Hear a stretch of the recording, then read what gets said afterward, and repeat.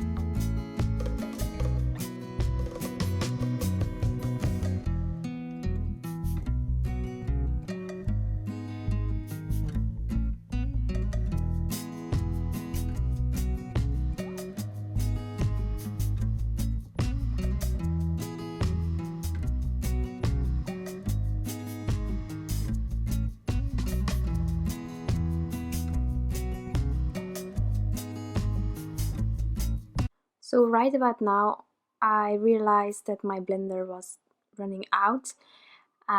So it was dried up completely and I needed a new one, and I have somewhere a new one in my stash, but I wasn't going to search for it because I wanted to color. So I decided to switch to a paintbrush, and as I told you before, you can always use a damp paintbrush as well instead of a blender, and it works in the same way. Unfortunately, when I come back in later on, I will not have a damp paintbrush but a really wet one, and because of that I really didn't like the end result of that big balloon.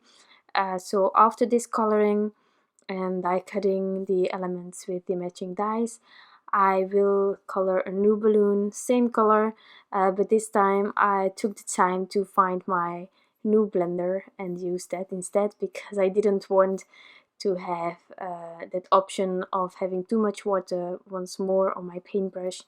So I went for the safety of that second balloon, and therefore I first looked where I had my new blender.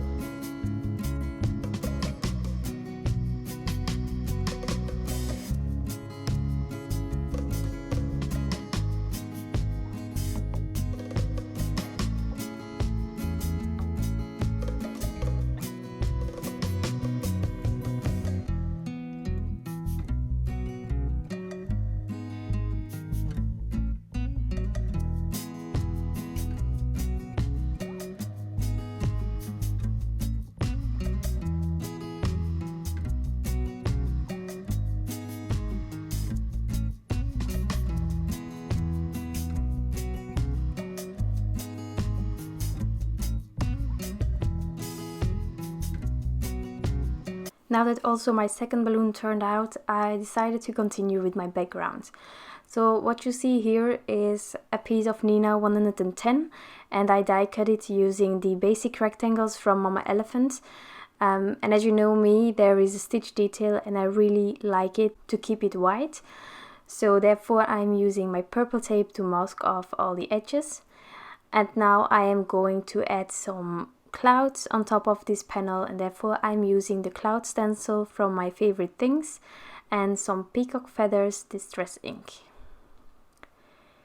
To keep the blending really soft, I decided to dab off all the excess ink before going onto this panel.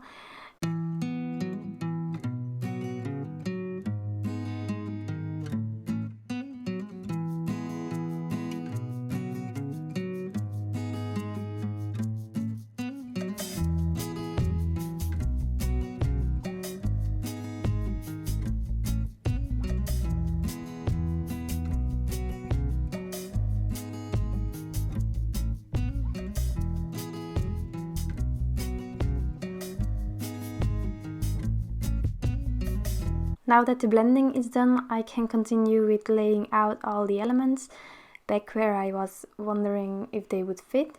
Most importantly, I was checking whether the mouse would be in the right spot, because I really wanted the sentiment to be there on the right, but it was important that the string and the balloon weren't going to be in front of it. So I was testing it out, and in the end I was really happy with how the placement turned out. So placement was going to be fine. Removed the purple tape, and then I took my Misty to stamp out this sentiment. Because I'm doing no-line coloring, I decided to use the same ink as in the background, but this time the Oxide ink, so Peacock Feathers. was used for stamping out this sentiment, and this way there aren't any black lines in my completed card, and that I really like. Really important, this ink can stay wet for a really long time, and you can see me dry it, but in the end some things will go wrong still, but I managed it, so I'm keeping it in the video. You will see later on what went wrong, but for now I am assembling everything using some liquid glue and also thin foam squares from Scrapbook Adhesives. And I will continue with explaining what went wrong after adhering everything.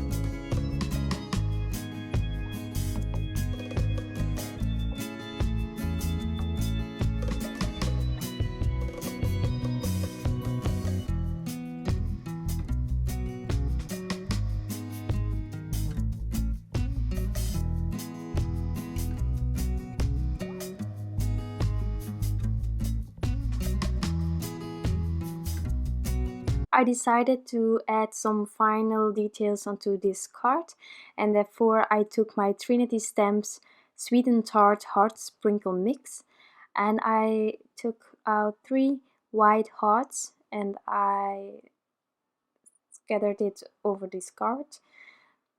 Also adhered it with the same liquid glue from Lawn Fawn, and then I will add this panel onto an American size card base.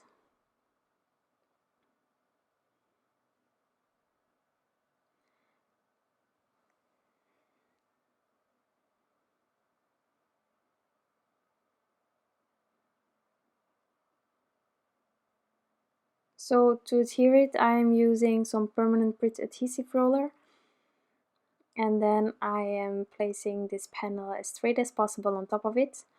Now I always have a bit of excess from the card base, and that I am trimming off with my trimmer here.